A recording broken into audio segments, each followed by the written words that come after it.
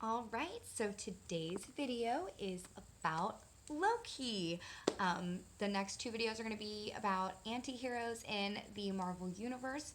And I have to start with my precious little baby. Um, so Loki was created by the big three in the Marvel Universe, Stan Lee, Jack Kirby, and Larry Lieber. His first appearance was in Venus #6 in August 1949. The modern version, the Loki we know now, dark hair, horned helmet, that look, first appeared in The Journey into Mystery #85 in October 1962. Loki, much like his Norse mythology counterpart, has always been gender fluid. So even if Tom Hiddleston decides to step away from the role in the MCU, that doesn't mean the character is dead. In fact, it could, because of the character's gender fluid tendencies, this character could really go on forever despite the actor, with no permanent actor attached. Loki really did bring it to life in the MCU and make it someone that we all love and sympathize with. But I, for one, would really love to see Kate Beckinsale play a female Loki. Just putting that out into the universe. He has several major appearances, especially in his early work. He got his first individual series, which was only 4 issues, called Loki in 2004, and then again in 2006. He was a major role in Journey into Mystery in the issues number 622 through 645. He was in Young Avengers and played a major role in the Young Avengers series starting in 2013. And then he had 2 more solo series, Loki, Agent of Asgard in 2013 and Vote Loki in 2016. He is based very much off of his Norse mythology source material, where he never really directly battles Thor, but he causes chaos and havoc to cause Thor other threats in battle. He has played both villain and anti-hero, which we got to see summarized very well in the MCU. Kind of went back and forth in Thor. It was clear that he loved his brother, but he was struggling with always living in his shadow and wanting to prove that he was good enough and could be king. So he just straight up said, hey, I'm just going to kill Thor or have Thor killed, but it's something that he couldn't follow through with. And then in Avengers, he was obviously the main villain. But we see he has one of the best redemption arcs I've ever seen in the MCU. They did so well with him, and part of it is that Loki is played by Tom Hiddleston. Tom Hiddleston had a beautiful grasp on the character and was really able to show us the sympathetic side of Loki, even when he was a little bit more villainous. Among his more villainous storylines in the comic books is Acts of Vengeance, in which Loki basically manipulates and tricks a group of villains to set a plot against the Avengers, and this led to a beautiful comic book head-to-head between Juggernaut and Thor.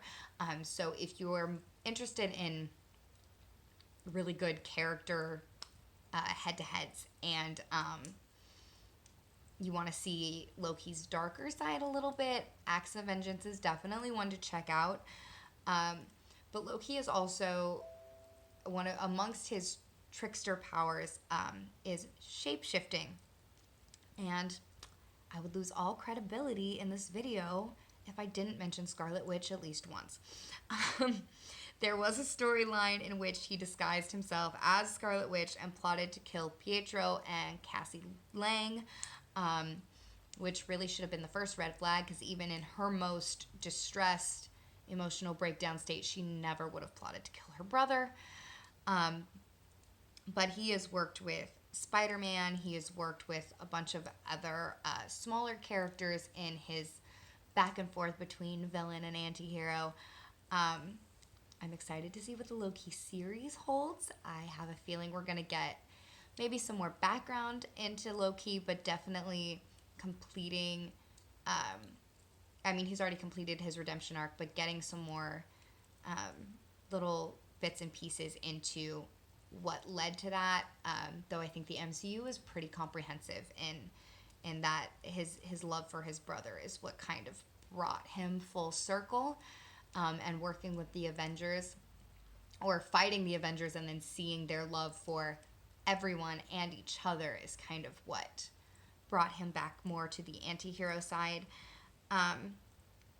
His comic book character arc has a much longer redemption arc than his MCU one does, just because he's been in the comics for so long, and he's done a lot of back and forth. So he'll like have a redemption arc, and then he'll get set way back because he has one super villainous moment that he needs to recover from, and then he'll be working towards that redemption arc again, and then he'll get set back again. So the MCU did a really good job of condensing it, because I think they really only plan to have him through Phase 3, which is disappointing because I love him, but it's okay.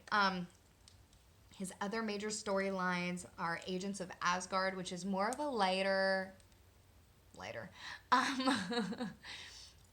more entertaining one. You get to see more of his shape-shifting powers and a little more of the trickster Loki. And then Secret Wars. He plays a very important role in Secret Wars, which I'm not going to give away because I'm going to do a video about Secret Wars and Secret Invasion. I'm going to mash up, because that's something that still has to be paid off in the MCU, as they did set it up for us. But we are getting a Loki TV show eventually, since all production for everything has been put on hold now.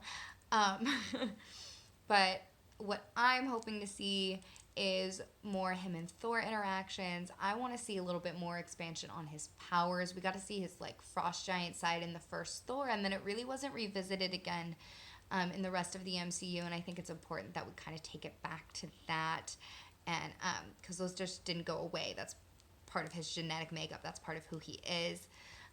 So I think if we see that a little bit more, that'll be cool.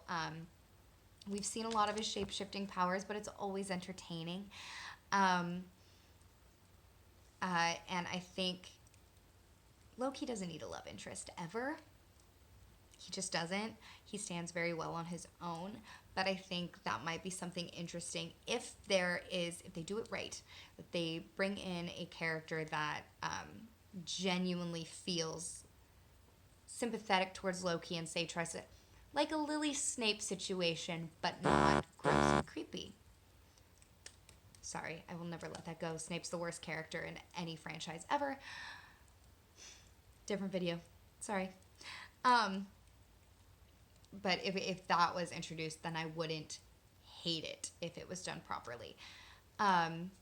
We have said goodbye to Loki several times during the MCU franchise, and he was never really dead.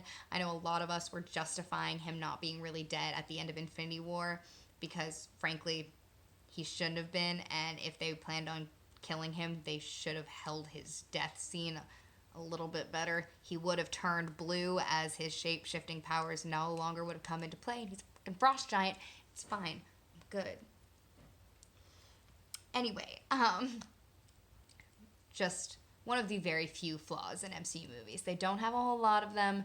I will get super nitpicky in a different video picking apart the flaws of the MCU. But there's no major plot holes. That one was just, you could have done better if you planned on keeping him dead. But I think his shape-shifting is so intrinsic in who he is and how he drives plots, but I think an expansion on his powers is necessary.